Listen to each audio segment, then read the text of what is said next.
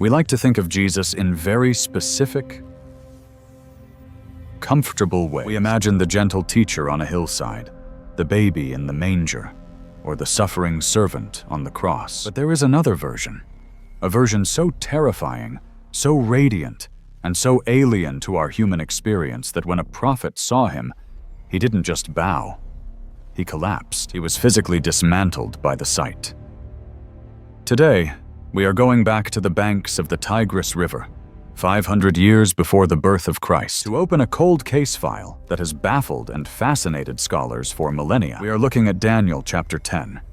Because what happens here isn't just a vision. It is quite possibly the most detailed, high-definition unveiling of the pre-incarnate Jesus anywhere in the Old Testament. And once you see this, you will never look at the gentle Jesus the same way again. To understand the sheer weight of this moment, you have to get inside the head of the man experiencing it. This is Daniel.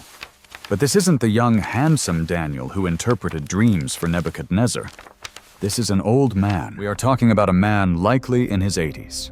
He is a survivor. He has spent his entire adult life as a political prisoner and a high-ranking official in the heart of Babylon, the enemy capital. He has outlived kings. He has watched empires like Babylon crumble and Persian superpowers rise. He has walked out of a pit of starving lions without a scratch. But right now, at the opening of chapter 10, none of that matters. Daniel is broken. The context here is critical. It's the 3rd year of Cyrus the Great. The decree had gone out. The Jewish exiles were finally allowed to go home to Jerusalem to rebuild their temple. It was the moment Daniel had prayed for his whole life.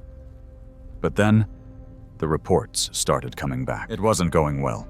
Local warlords and political adversaries were sabotaging the construction. The work had stopped. The dream was dying. And this news completely crushed Daniel. So, what does an 80-year-old prophet do when his life's hope is threatened? He goes to war, but not with a sword. He enters a state of mourning that lasts for 3 agonizing weeks. The text says he ate no choice food, no meat, no wine. He didn't even use lotion or oil to soothe his dry skin, which in that ancient, arid climate was a basic necessity of daily hygiene and comfort. This wasn't a diet. This was a hunger strike against heaven. For 21 days, he stripped himself of every earthly comfort, hollowing himself out physically so he could be filled spiritually. He was desperate for an answer. He walks down to the banks of the Tigris River. It's a massive, rushing waterway, the artery of the ancient world. He's exhausted. He's weak. He's spiritually raw. And suddenly the fabric of reality tears open. Daniel looks up, and he sees a certain man. But the description he gives us suggests that this is no man at all. It is a description so specific, so technical, that we need to unpack it layer by layer, because every single detail is a clue to this entity's identity. First, look at the wardrobe. He is clothed in linen, with a belt of fine gold from Upas wrapped around his waist. This isn't casual wear. Linen was the specific, mandated uniform for priests ministering in the Holy of Holies. It represents absolute purity, but the gold belt upgrades the status. It suggests royalty. We are looking at a priest king. Then, Daniel tries to describe the body. He says it was like beryl. This is a gemstone, a chrysolite, likely projecting a translucent golden-greenish hue. Imagine a body that isn't made of flesh and blood, but of solid refracted light, a form that glows from the inside out. Then he looks at the face. He says it had the appearance of lightning, not a light bulb. Lightning, that jagged, blinding, unpredictable flash of pure energy that forces you to look away. It's a face radiating raw, unshielded voltage. His eyes are described as flaming torches. These aren't eyes that just see, they are eyes that burn. They project a piercing, analyzing fire that strips away every secret. His arms and feet, the limbs of action and movement, look like polished bronze. Think about metal that has been in a furnace until it is molten and glowing. It signifies judgment. It signifies a strength that cannot be broken. And when this being speaks, it doesn't sound like a conversation. Daniel says the voice was like the sound of a multitude, a roar, the sonic pressure of a massive crowd screaming in unison, but coming from a single throat. It is the voice of absolute, overwhelming authority. The reaction to this arrival is just as telling as the description. Daniel isn't alone. He has men with him. They don't even see the vision. Their eyes are closed to the frequency, but their bodies react to the proximity of the divine. A great trembling hits them. It's a primal, physical panic. They run, they flee and hide, terrified by a presence they can't even see. Daniel is left alone to face the blast radius. He says, "No strength was left in me." His face turns deathly pale. He is physically undone. The moment he hears the voice, his nervous system shuts down. He collapses, face first into the dirt in a dead faint. This is what happens when the finite crashes into the infinite. So, we have to ask the question, who is this?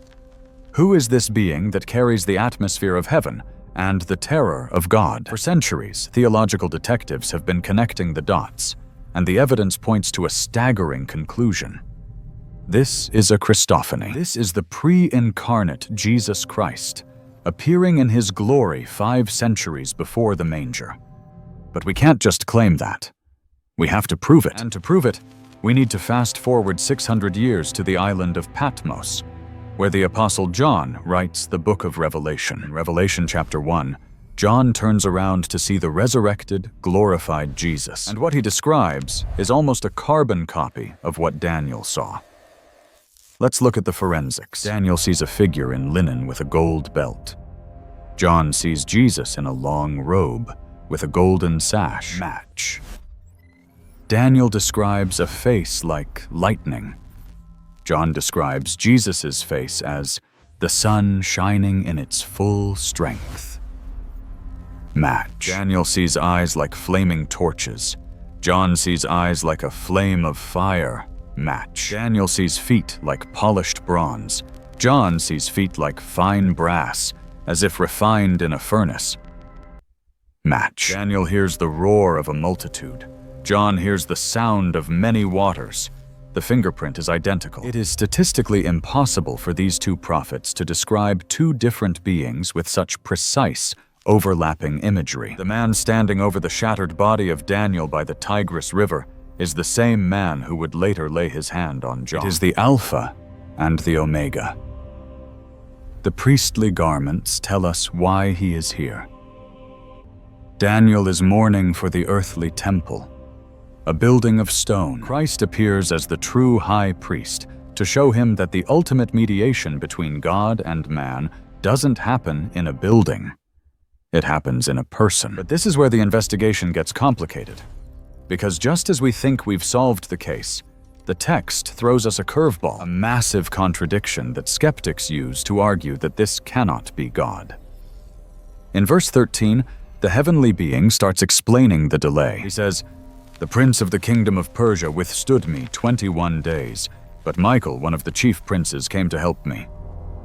Freeze frame. If this is the all-powerful Son of God, the creator of the universe, how is it possible that he was withstood by a demon? How could the Prince of Persia, a fallen spiritual entity, block the path of God for 3 weeks? And why would Jesus need help from Michael the archangel? Does God need backup? This is the strongest argument for the view that Daniel saw a high-ranking angel, perhaps Gabriel, rather than Jesus. Angels are created beings. They have limits. They can get into wrestling matches with other spirits. God cannot be wrestled.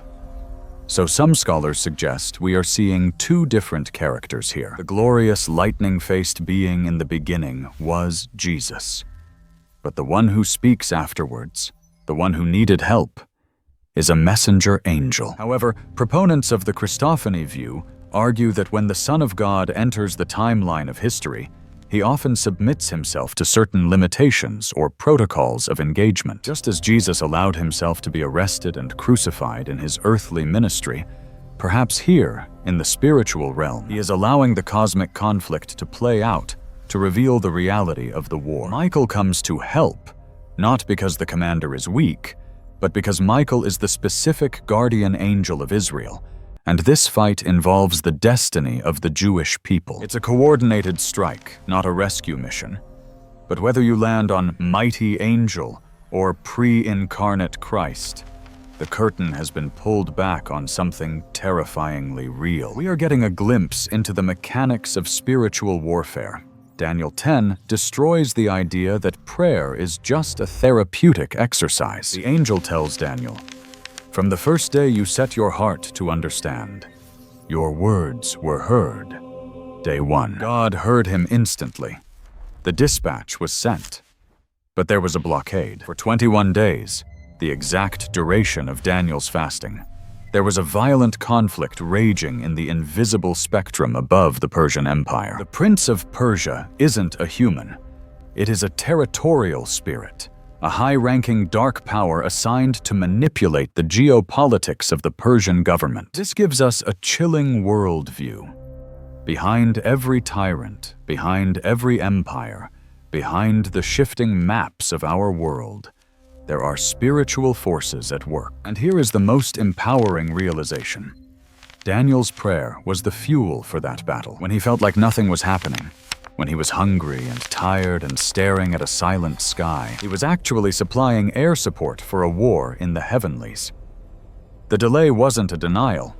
The delay was the battle. If Daniel had given up on day 10, if he had broken his fast and said, "God isn't listening," the breakthrough might never have come. His persistence was a weapon. So, what is the verdict? The evidence of the visual description, the bronze, the fire, the voice, is overwhelming. It connects the Old Testament to the New in a perfect circle. It shows us that Jesus didn't just appear at Christmas. He has been the haunting, glorious, intervening king throughout all of human history. He is the one who stands over the waters.